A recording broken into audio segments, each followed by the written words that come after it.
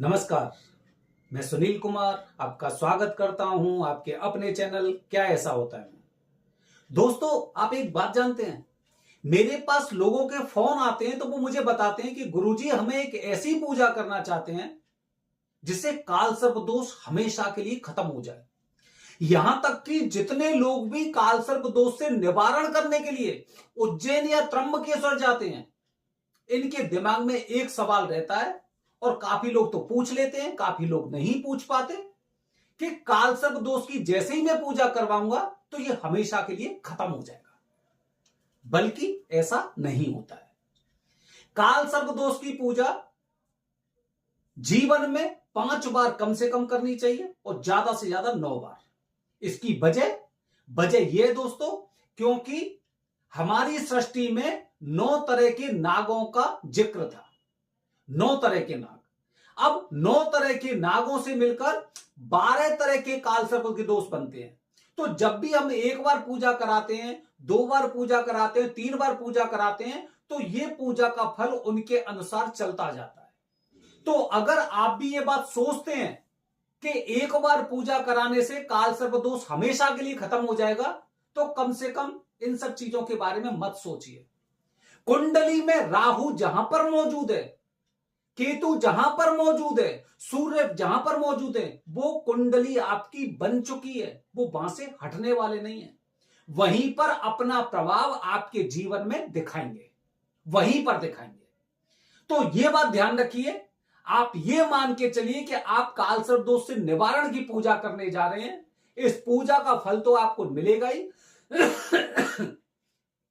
लेकिन इसके पश्चात भी आपको यह पूजा बाद में करानी है। काफी लोग 2 साल बाद, 3 साल बाद, बहुत अच्छा चलता है। जैसे ही आपको पता चलता है कि कुछ स्थितियां परिस्थितियां नकारात्मक जा रही हैं, तो आप समझ जाइए कि आपको काल सर्प दोष की पूजा करवानी है। अच्छा, अब दोस्तों, काफी लोगों के मन में यह सवाल होता है, जैसे कि मेरे पास जन्म कुंडली नहीं है, या फिर जन्म कुंडली मेरे पास है, दिन मेरे ठीक चल रहे हैं लेकिन क्या मैं काल सर्प दोष की पूजा करवाऊं या नहीं करवाऊं?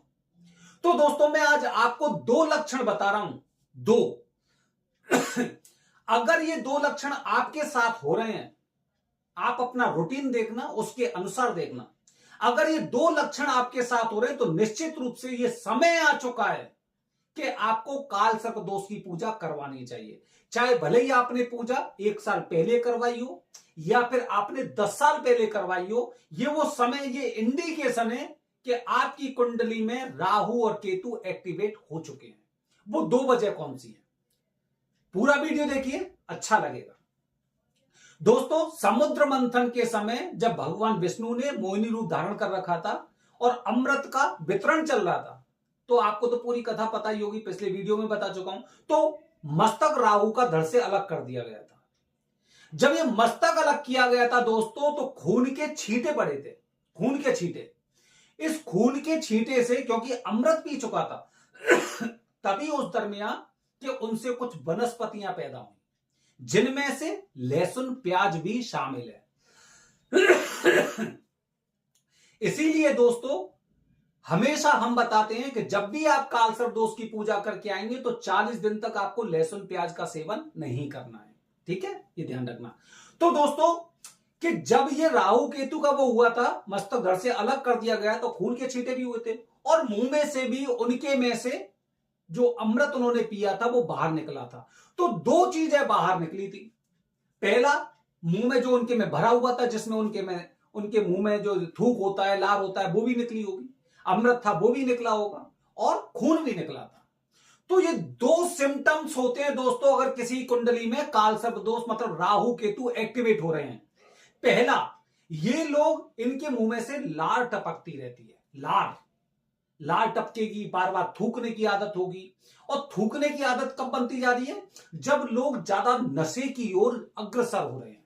बार बार गुटखा खाना, तंबाकू खाना, बार बार जगह जगह पे थूक देना, ये पहला लक्षण होता है दोस्तों। आप किसी भी माध्यम से अगर आपकी लार आपके शरीर से बाहर जा रही है, ऐसा नहीं कुल्ला करते समय वैसे नहीं, वो नहीं, उसकी बात नहीं कर रहा हूं।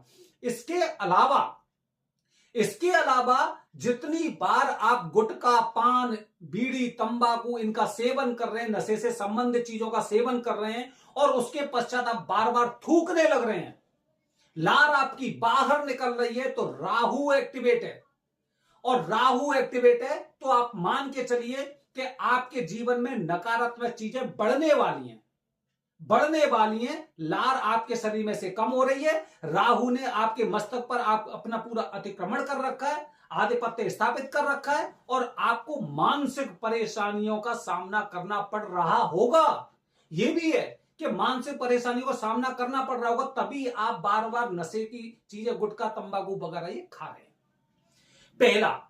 दूसरी वजह दोस्तों, दूसरा, आपको लक्षण कैसे पता चलेगा? कुंडली हो या ना हो उससे कोई लेना देना नहीं है, लेकिन हम खुद अनुमान लगा लेते हैं। आपने देखा होगा काफी लोगों को खून से संबंधित समस्या होती है, खून से संबंधित, जैसे किसी को बवासीर हो जाता है, किसी को फोड़े वगैरह हो जाते हैं, किसी को ऐसा होता है एक्सीडेंट हो गया तो बार बार खून निकलने लग रहा है, कटना फटना, मतलब इस तरह की चीजें उनके जीवन में चलती रहती हैं।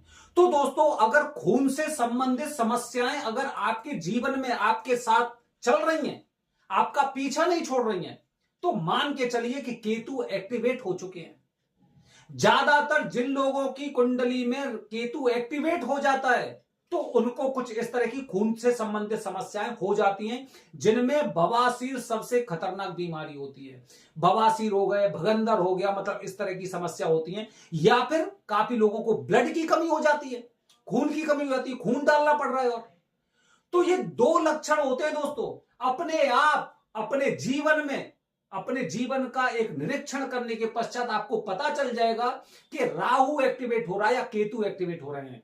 दोस्तों, कोई भी दोनों में से एक्टिवेट हो, राहु या केतु दोनों में से कोई भी एक्टिवेट हो, दोनों एक दूसरे के पूरक होते हैं। एक एक्टिवेट होगा तो दूसरे को भी एक्टिवेट करेगा, मतलब दूसरा भी दुष्प्रभाव दिखाएगा। राहु सिर वाला हिस्सा होता है, ऊपर वाला हिस्सा, मतलब आपके दिमाग में चिंता से संबंधित इतनी चीजें बढ़ देगा। वो कब होंगी? किसी इंसान को बवासीर या खून से संबंधित समस्या हो रही है तो आप सोचोगे ना बार बार दिमाग में, जीवन में क्या चल रहा है, कैसे होगा, कैसे ठीक होगा, क्या मैं सही हो पाऊंगा, नहीं हो पाऊंगा, ऐसी चीजें जीवन में चलती हैं क्योंकि केतु एक्टिवेट है। और केतु एक्टिवेट होने के साथ साथ राहु एक्टिवेट हो रहा है। इसकी वजह से क्या हो रहा है कि मानसिक चिंता जितनी हो रही है उतना हम नशे से संबंधित चीजों की तरफ भाग रहे हैं। इसीलिए दोस्तों, ध्यान रखिए, ये दो चीजें, दो समस्याएं अगर आपके जीवन में, आपके किसी मित्र की या किसी जानकार इंसान के साथ अगर ऐसा हो रहा है तो उसे अति शीघ्र ये समय आ चुका है कि उन्हें कालसर्प दोष की पूजा करनी चाहिए और जरूर करनी चाहिए। ये समय आपको एक पहले से एक पूर्वानुमान बताता है कि आज जब आप इस स्थिति पे पहुंचे तो आने वाला समय आप कौन सी स्थिति पे पहुंचने वाले हैं। ध्यान रखिए दोस्तों, भगवान ने हमारे जीवन में कुछ ऐसी चीजें दी हैं, हम 5 सेंस बताते हैं कि हमारी 5 ज्ञानेंद्रियां होती हैं, लेकिन छठवीं भी एक्टिवेट रहती है। हमें कुछ चीजों का पहले से अनुमान लग जाता है। कैसे अनुमान लगे? ना मैंने सुना है, ना देखा है, ना सूंघा है, ना चखा है, ना महसूस किया है, उसके बावजूद भी कुछ ऐसी चीजें मेरे दिमाग में आ रही। क्यों आ रही हैं? भगवान की वजह से आ रही है। कैसे पता चला? यूट्यूब के माध्यम से चला, इंटरनेट के माध्यम से चला, न्यूज के माध्यम से चला, लेकिन चला क्या? चला कि मुझे अभी इस दोष की पूजा करानी चाहिए। अभी 2 सितंबर तक अमावस्या से अमावस्या वाला सावन का महीना है। आप ये मत सोचिए कि 19 तारीख को खत्म हो गया, अभी भी सावन का महीना है, तो आप इसमें भी पूजा करवा सकते हैं, इसमें भी पूजा करवा सकते हैं और उतना ही फल आपको प्राप्त होगा। दोस्तों, आने वाली वीडियो में आपको बताऊंगा दो चीजें अगर हमने नहीं की तो आप मान के चलिए बहुत ज्यादा दुष्प्रभाव झेलने पड़ेंगे और हमारे जो जीवन है तुच्छ हो जाएगा, मुक्ति नहीं मिलेगी। पूरा वीडियो देखना। हर हर महादेव, हरिओम।